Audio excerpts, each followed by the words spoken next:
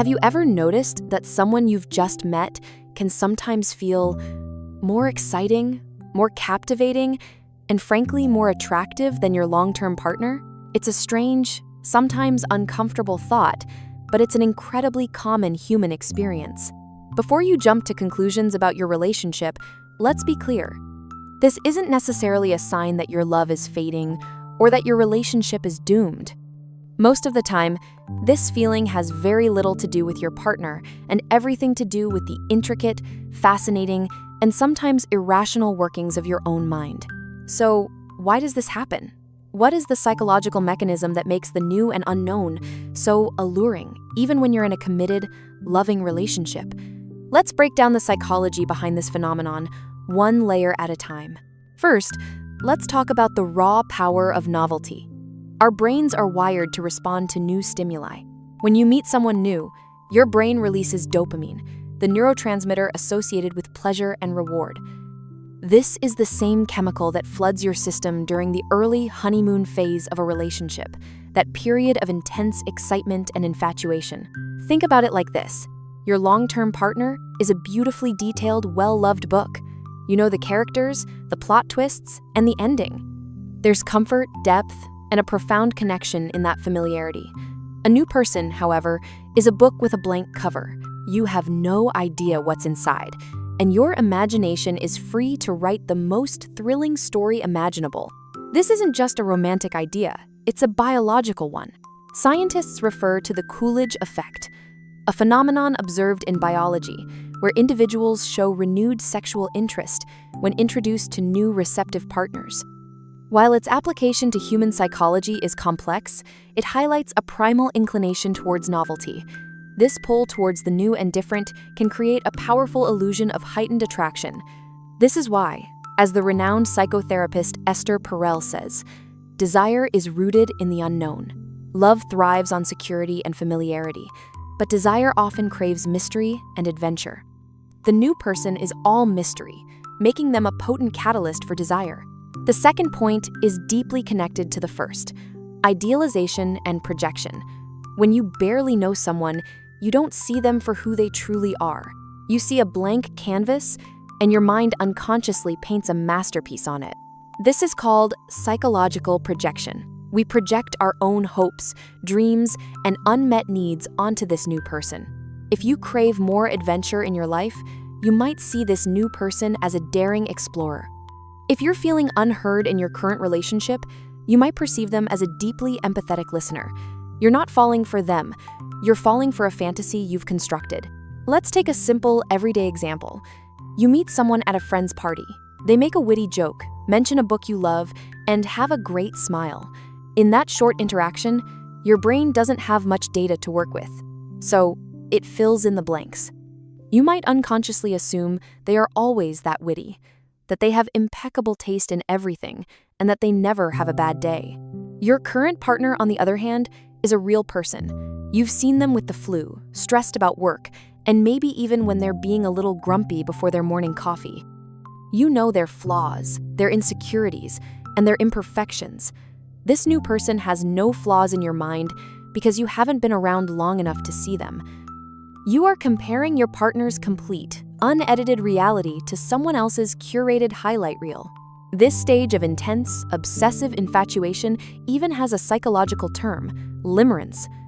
Coined by psychologist Dorothy Tenov, limerence is characterized by intrusive thoughts, an intense longing for reciprocation, and a tendency to overlook flaws.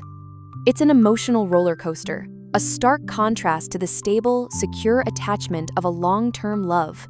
This brings us to our third and perhaps most crucial point, the toxic trap of comparison. When you find yourself drawn to someone new, you are often engaging in what psychologists call an upward social comparison. You are comparing the perceived best qualities of a stranger to the very real, and sometimes mundane, aspects of your established relationship. Think about your partner. You share responsibilities, navigate conflicts, and manage the day-to-day realities of life together. Your relationship has history, complexity, and baggage, all of which are normal parts of a deep connection. The new person comes with none of that. Interactions with them are light, easy, and free from the weight of shared history or responsibility. It's like comparing a vacation to your everyday life. On vacation, everything is exciting and new, free from the stress of work and chores. But you can't live on vacation forever. Real life and real love happens in the moments in between the highlights. It's in the quiet evenings on the couch, the support during a difficult time, and the shared laughter over a silly inside joke. Constantly comparing your relationship to others, or to a fantasy of what it could be with someone new, can erode your satisfaction and create resentment. It shifts your focus from appreciating what you have to lamenting what you don't. The truth is, that shiny new person also has their own set of complexities and imperfections. You just haven't seen them yet. They don't hope you become the person they expect you to be. They're fine with who you are right now. This is a powerful, yet often unspoken, dynamic. Let's be honest. Long-term relationships can sometimes fall into a routine. Predictability, while comforting, can sometimes lead to boredom. That feeling of being stuck in a rut is a common experience for many couples. A new person instantly shatters that routine. They represent a new experience, a new conversation, and a new dynamic. Engaging in novel activities floods the brain with dopamine and norepinephrine, mimicking the excitement of early love. This doesn't mean your relationship is broken. It just means it might be craving a dose of novelty. Think of it this way. If you eat your favorite food every single day, eventually it will lose its special appeal. It's not that the food has changed, but your experience of it has. The same can happen in relationships. The spark doesn't just die on its own. It often fades from a lack of new shared experiences. Research consistently shows that couples who engage in new and challenging activities together report higher levels of relationship satisfaction. The thrill you feel from a new person isn't necessarily about the person themselves, but about the thrill of a new experience. And that is something you can actively cultivate within your own relationship. So, the next time you feel that pull towards someone new, pause and look deeper. Recognize that what you're feeling is likely not a true reflection of that person's superiority, but rather a cocktail of psychological phenomena. Your brain's love for novelty, the allure of a fantasy you've created, and the natural human tendency to compare. This feeling is not a verdict on your relationship, but an invitation for introspection. What is this attraction telling you about your own unmet needs? Are you craving more adventure? More intellectual stimulation? More emotional connection? Instead of seeing it as a threat, view it as a signal. It's a sign to stop looking outward and to start investing that energy back into your own relationship. Introduce novelty. Plan a trip to somewhere neither of you has been. Take a class together. Break your routine. Challenge yourselves. Share your deepest thoughts and fears, and see your partner with fresh eyes. Because the ultimate truth is this: the perfect, idealized person you meet doesn't actually exist. They are a mirage. True love isn't about finding a flawless person. It's about building a meaningful life with an imperfect one.